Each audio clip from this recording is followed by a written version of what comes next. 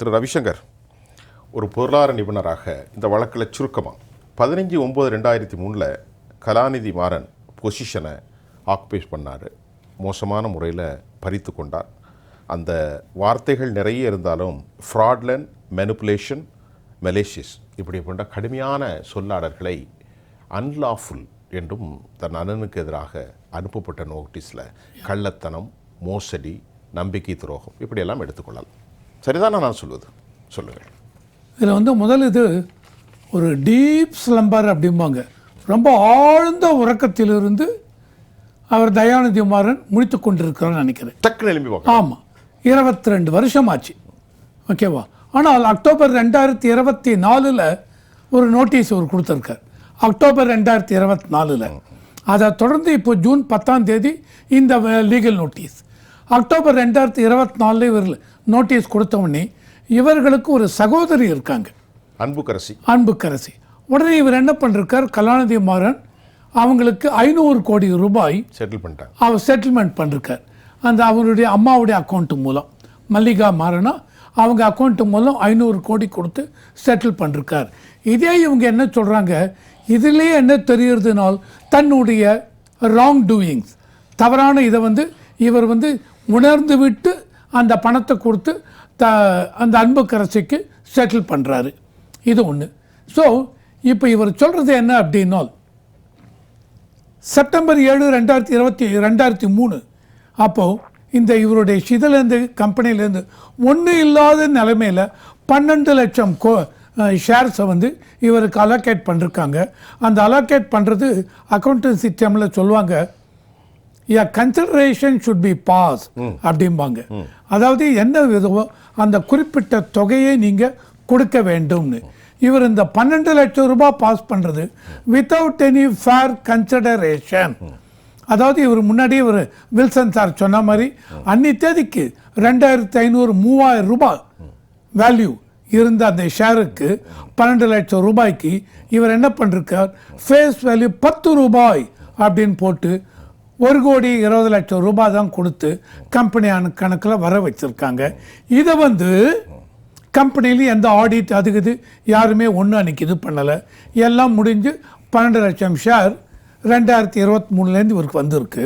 2003 2006 வருஷம் டிசம்பர் 15 2006 5ஆம் வருஷம் இவங்க பப்ளிக் லிமிடெட் கம்பெனியாக போகிறாங்க. ஸோ ஏப்ரல் 2006 பாம்பே ஸ்டாக் எக்ஸ்சேஞ்சில் இது லிஸ்ட் ஆகுது, இந்த ஷேர்ஸ் லிஸ்ட் ஆகுது. அன்னிலிருந்து பார்த்தீங்கன்னு வச்சுங்க, இந்த கம்பெனியுடைய வளர்ச்சி அப்படி ஒரு வளர்ச்சி. 2023 முடிய 5,926 கோடி ரூபாய் இவர் டிவிடெண்ட் கிடைச்சிருக்கு இவருக்கு. ஆனால் இப்போ இவர் தயாநிதி மாறன் அனைத்து நோட்டீஸில் என்ன சொல்கிறார், இந்த 5,926 கோடி டிவிடெண்ட் இவருக்கு வந்திருக்கிறது, அதுவே ப்ராசஸ் ஆஃப் கிரைம் அப்படிங்கிறார். என்ன அப்படின்னா 12 லட்சம் ஷேர் இவருக்கு எங்கேருந்து வந்தது? சும்மா 1,20,00,000 ரூபாயை கொடுத்து விட்டு 12 லட்சம் ரூபாய் அலோகேட் பண்ணிருக்கார். அதனுடைய மதிப்பு அன்னி தேதிக்கு ஒரு 350-360 கோடி இருக்கணும். ஸோ இவ்வளோ குறைவான அமௌண்ட்டை கொடுத்து விட்டு இந்த இதுக்கு ஷேர்ஸ், ரெண்டாவது அமௌண்ட்டே விட்டுருங்க, இந்த ஷேரு இவர் பேருக்கு 12 லட்சம் ரூபாய் 12 லட்சம் ஷேர் இவருடைய பேருக்கு மாற்றிட்டுருக்காரு. இதுக்கு போர்டில் அன்னி தேதிக்கு கம்பெனி போர்டில் வச்சு ரெசல்யூஷன் பாஸ் பண்ணித்தா, கம்பெனியில் எந்த மேஜர் ஷேர் ஹோல்டர்ஸ் அவங்களுடைய அப்ரூவல் இவர் வாங்கினாரா, கம்பெனி இவர் இறந்து போனதுக்கப்புறம் இறந்து போகிறதுக்கு முன்னாடியே. ஸோ இது மாதிரி ஒன்றுமே வாங்காதனால இதில் எந்த விதத்திலும் இது சரியான இது கிடையாதுன்னு சொல்லிட்டு இவர் என்ன நோட்டீஸ் கொடுக்குறார், இன்றையிலேருந்து ஒரு வாரத்துக்குள்ளே நீங்கள் என்னென்ன பணம் இது பண்ணீங்களோ உங்களை இந்த இது மூலம் உங்களுடைய ஃப்ராடுலண்ட் மீன்ஸ் மூலம் எத்தனை கோடி வந்ததோ அதை எல்லாத்தையும் திருப்பி கட்டணும். ரெண்டாவது 2003 செப்டம்பர் 15க்கு முன்னாடி கம்பெனி என்ன ஸ்டேட்டஸ் இருந்ததோ அந்த ஸ்டேட்டஸுக்கு, அதாவது அன்னி தேதிக்கு தயாளம்மாள் அண்ட் மல்லிகா மாறன் இவங்க 2 பேர் தான் ஷேர் ஹோல்டிங், இவருக்கு ஒரு ஷேர் ஹோல்டிங்கு கிடையாது. ஸோ அந்த ஸ்டேட்டஸ்க்கு மாற்றணும் அப்படின்னு சொல்லிட்டு இவர் சொல்றார். இல்லாட்டா என்ன பண்ணுவோம், செபிலேருந்து இடியிலேருந்து எல்லாருக்கும் கொண்டு போவேன் அப்படிங்கிற அதையும் கோட் பண்ணியிருக்காரு. அதையும் கோட் பண்ணி SFIO, ஐ மீன் சீரியஸ் ஃப்ராட் இன்வெஸ்டிகேஷன் ஆஃபீஸ், அதுக்கு ரிப்போர்ட் பண்ணுவேன் அப்படி இப்படின்னு சொல்றார். என்னுடைய கொஸ்டின் என்ன அப்படின்னா, அதாவது இந்த கம்பெனி ஆக்ட் கீழே செக்ஷன் 447 இருக்குது, section 25, section 36 act. So many acts இருக்குது. அதில் ஒரு இதில் என்ன சொல்கிறாங்க அப்படின்னா, எந்த ஒரு ஈவெண்ட்டும் நடந்ததில் குறிப்பிட்ட ஒரு டைம், அந்த டயத்துக்குள்ளே நீங்கள் வந்து ஆக்ஷன் எடுக்கணும் அப்படின்னு இருக்கு அந்த கம்பெனி ஆக்ட் பிரகாரம். ஸோ இந்த கேஸில் 22 வருஷம் ஆகிவிட்டது. இந்த 22 வருஷம் ஆனதுக்கு அப்புறம் இவர் இப்போதான் முயற்சின்னு இருக்கேன்னா, ஏன் உங்களுக்கு முன்னாடியே தெரியாதா? நீங்களும் இவருக்கும் உங்களுக்கு ஷேரே இல்லை அது இல்லை அப்படின்னா உங்களுக்கு தெரியாதா? நீங்க இவ்வளவு நாளும் ஆக்ட் பண்ணல, காலத்துக்கு பின்பு. ஆமா, இவ்வளவு நாளுக்கு அப்புறம் வந்திருக்கீங்க. உங்களுடைய இன்டென்ஷன் என்ன? ஏன் முன்னாடியே உங்களுக்கு தெரியலையா? முக்கியமான பாயிண்ட். இப்ப திடீர்னு கொண்டு வந்திருக்கீங்க. இது எத்தனை வருஷம் சொன்னீங்க? 22 வருஷம். ஏன்னா இது நடந்தது 2003ல, இது 2025, 22 வருஷம். 23 வருஷத்துக்கு அப்புறம் இப்ப நீங்க வரீங்க. அப்போ ஒரு கேள்வி சார், இந்த இதில் பொலிட்டிக்கல் ஃபால் அவுட் அப்படிங்கிறது எனக்கு வந்து, தயாநிதி மாறன் இன்னி வரைக்கும் 4 MP எலெக்ஷன் இன்னும் ஜெயிச்சிருக்கார், 5 இதில் 4 ஜெயிச்சிருக்கார். அண்டு கண்டிப்பாக அந்த அரசியல் கட்சி அப்படின்னு வரும்பொழுது, தோ இவங்க வந்து கருணாநிதி, முரசொலி மாறன் இவர்கள் எல்லாமே ஃபேமிலிக்குள்ளே இருந்தாலும், இந்த பர்டிகுலர் இஷ்யூவை பொறுத்த வரைக்கும் இது வந்து அந்த மாறன் ஃபேமிலிக்குள்ளே இருக்கிற ஒரு பிரச்சனை. ஷேர் அலோகேஷன், இவர் வந்து யாருக்கும் தெரியாமல் 12 லட்சம் ஷேர்ஸை அண்டர் வேல்யூ பண்ணி எடுத்திருக்கார். இதை வந்து தயாநிதி மாறன் அவருடைய பிரதர் வந்து கம்ப்ளைண்ட் பண்ணுறார். இதனுடைய பொலிட்டிக்கல் ஃபால் அவுட்னு பார்த்தால் என்னால் எந்த அளவுக்கு இதுக்கு திமுக கழகத்துக்கு இதில் ஃபால் அவுட் வரும்னு என்னால் டக்குன்னு சொல்ல முடியலை. ஆனால் என்ன ஆகும்னால், இதுவரைக்கும் தயாநிதி மாறன் ஆகட்டும், கலாநிதி மாறன் ஆகட்டும், ஒரு பெரிய ஒரு எம்பையர் வச்சிருக்காங்க. அது மூலம் 10,000 கோடிக்கு மேலே அதிபதி கலாநிதி மாறனுடைய சொத்து 18,000 கோடி அப்படிங்கிறாங்க. 2.8 billion.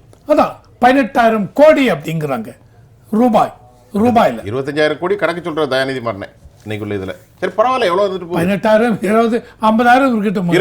Okay, it's not an issue. So இதில் வந்து இவங்க 2 பேருக்குள்ள பிரதர்ஸ்குள்ள ஒரு இதை வந்து என்னால் எந்த அளவுக்கு திமுக அரசாங்கம் ஒரு திமுக கட்சியை எக்ஸ்போஸ் பண்ணுன்னு தெரியல. எப்போ எக்ஸ்போஸ் பண்ணுனா, முன்னாடியே நீங்கள் பார்த்தீங்கன்னு வச்சுங்க, 2003க்கு அப்புறம் தயாளு அம்மாள் கிட்ட இருக்கிற ஷேரையும் அன்னி தேதிக்கு 3,713 கோடியோ என்னமோ கொடுத்து தயாளு அம்மாள்கிட்ட இருக்கிற ஷேரையும் அவர் வாங்கிட்டார். யார்? கலாநிதி மாறன். அன்றைக்கே இவங்க என்ன சொன்னாங்க, திமுகக்குள்ளேயே ஒரு மனக்கசப்பு இருந்தது. தயாளு அம்மாளுக்கு 3,700 கோடிக்கு மேலே கொடுத்துருக்கணும், இவர் அண்டர் வேல்யூ பண்ணி கலாநிதி மாறன் இவங்களுடைய ஷேரெல்லாம் இவங்க பேருக்கு மாற்றி கொண்டாருன்னு இருக்குது.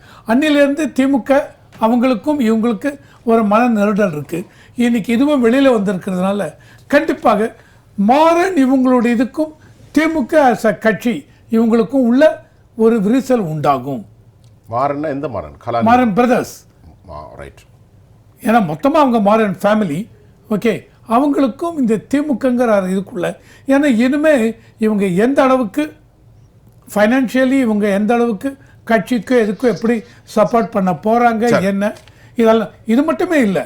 இது என்ன தோணும் அப்படின்னா, இந்த கேஸ் இப்போ தயாநிதி மாறன் போட்டிருக்க கேஸ் என்ன மாதிரி போகும், அதாவது இடி உள்ளே வர போகிறாங்களா, இதை கிரைம் ப்ராசீட்ஸ் தவறான முறையில் வந்த பணத்தை வச்சு இவர் வந்து வெளிநாட்டிலலாம் இன்வெஸ்ட் பண்ணிருக்கார் 8,750 கோடிக்கு மேலே, அப்படி இப்படின்னு போயிருக்கிறதுனால இதில் இடி அவங்களாம் உள்ளே வந்தால் இன்னும் எந்த அளவுக்கு பெரிய பூதாகரம் எடுத்து இந்த பிரச்சனை போகும், அதுதான் ரொம்ப இது.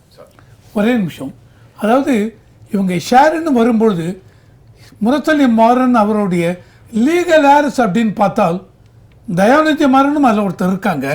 அவருக்கு அப்போ அந்த கண்டிப்பாக எப்படி எடுத்துன்னு போவாங்க, அந்த இதில் எனக்கு ஷேர் வந்திருக்கணும், எனக்கு இது வரைக்கும் ஷேரே இல்லை, இப்போ நான் கிளைம் பண்ணுறேன் அப்படின்னு சொல்லுவேன்.